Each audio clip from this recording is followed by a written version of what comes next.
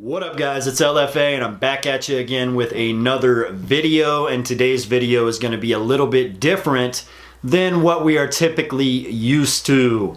I received a donation from a patron who wants an online coaching, and God knows I'm not a coach of any form. I'm actually against like dating coaches and PUA type coaches. I think that they are pretty much 100% useless. So moving forward, I do not want donations for video requests in any way, shape, or form because I'm just not qualified to do that. However, I will do this one. Now, the question he asked is probably a question that's been asked a million times, and there's probably other videos about it as well. And my response to it is probably going to be 110% different than everybody else's response, but I believe it to be right, and I think a lot of you will agree with me, so I'm going to go ahead and do it. Anyways, he starts out by saying, "Hi LFA, firstly I want to say good job on your YouTube channel. I really appreciate your brutally honest approach to dating in the millennial age. It's refreshing." First of all, thank you very much, and yes, it's a strange time that we live in this day and age, so it's cool that we have these outlets to, you know, share our ideas with each other and share our experiences, because it's definitely a strange time that we live in.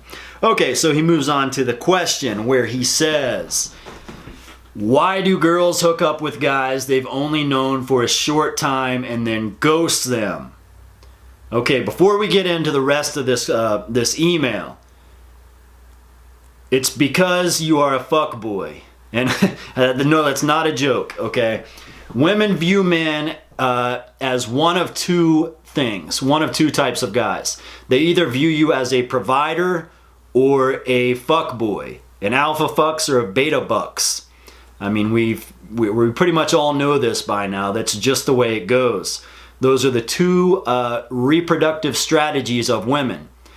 They want the good genetics, you know, the physically attractive guy that's going to place a healthy baby inside of her that will, you know, survive. So she wants the good genetics. You are the fuckboy. That's what you are. And the other reproductive strategy is to find a guy who can provide. You know, because she wants to ensure that her and her child have a good life. You know, this is all on a subconscious level. You can ask any woman out there and she's not going to give you the real answer because she doesn't really know. She's just going with what she feels. Okay, so moving forward, this has been happening to me since the end of college days. I'll get to know a girl, hook up with her maybe even a couple of times, but eventually things fade away. Tell you a little about myself. I just turned 30 years old. Hey, we're in the same age bracket. I drive a sports car and make almost six figures. Not trying to brag. I am humble and grateful for my upper middle class American life. I would probably rate myself a 7 on most days because in college, the women I've dated were 8s and 9s. Now all I can pull are 4s through 7s, which is another question entirely. Why can't I pull hot chicks anymore? I'm 5'7", 190 pounds, but still have abs. So I assume it's because I'm not a Chad or Tyrone. Dude, you're 5'7", 190 pounds with a six-pack, you are fucking jacked. I'm over 6 feet tall and I'm about 200 pounds with a six-pack. So you're significantly shorter and stockier than me, so you are jacked. I mean, you probably look like a bodybuilder. That's impressive. So no wonder why chicks are just viewing you as a sex toy. Anyways, about your question, you said you banged a lot of 8s and 9s in the college age, but now you're 30 years old and you're getting 4s through 7s.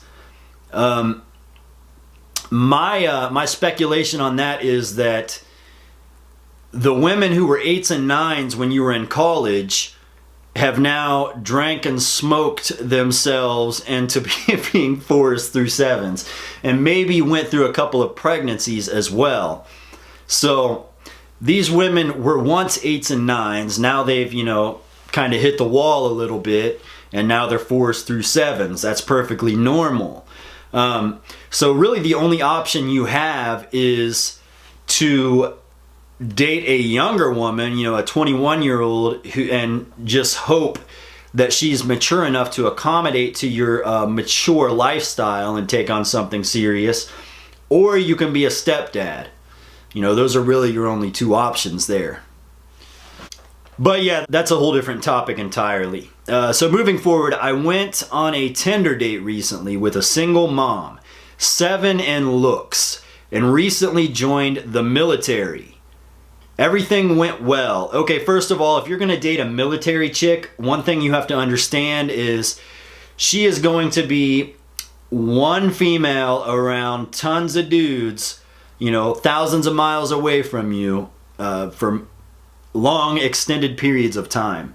And you are somewhat of a pussy slayer. You say that you were with a lot of 8s and 9s, so, you know, and obviously you have no problem hooking up with women, so the two of you are probably going to be cheating on each other a lot. I don't even think it's worth it at all. And what's going to happen with her kid while she's in the military? Is the kid going to be with you? That's something else you want to think about. I would probably cut that one off, but at the end of the day, that's all up to you. Anyways, everything went well. We had fun at a local restaurant arcade, took her back to the hotel, and we had relations. I then had to pick her military buddies up and drop them back off at the base. I wouldn't have did that. You know, you're already performing tasks for her that she hasn't earned. You know what I'm saying? Wouldn't bother with it. I didn't give the best performance. Probably is a non-factor, honestly, because my back was hurting due to improper deadlift form from the day before. Her performance was good. That's all that matters, dude. Okay, so when she asked me about a relationship, I said, we'll see, I'll consider it. She's now blocked me on Instagram and hasn't responded to my texts. Finally, so the question is it the energy I'm putting out there why girls do not see me as boyfriend material? I'm certainly not an alpha male. Okay, first of all, yes you are. Obviously, you're a fucking bodybuilder, you have ripped abs, you're about your business, you make $100,000 a year, you know, you have nice things, you're pumping and dumping chicks, whether you know it or not. I mean, you are. So you're pretty alpha. I'm not a total beta male nerd either, obviously. The girls are pumping and dumping me, LOL. Sorry for the length of the email. Any advice would be appreciated. Okay, let's get to the conclusion here. Now, you want to know why women are using you strictly for sex, basically, right? It goes back to women view you as one of two things: the alpha fucks or the beta bucks. So if you want to find out if a woman is in it for the long haul, you have to make her suffer.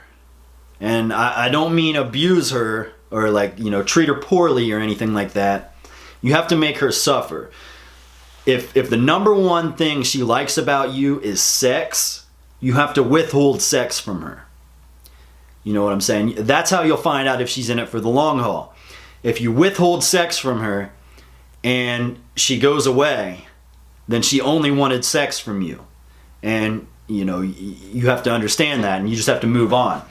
You know what I'm saying? If you were the beta provider, you would withhold gifts, withhold money, you know, withhold things like that from her. And if she leaves, then she wasn't in it for the long haul.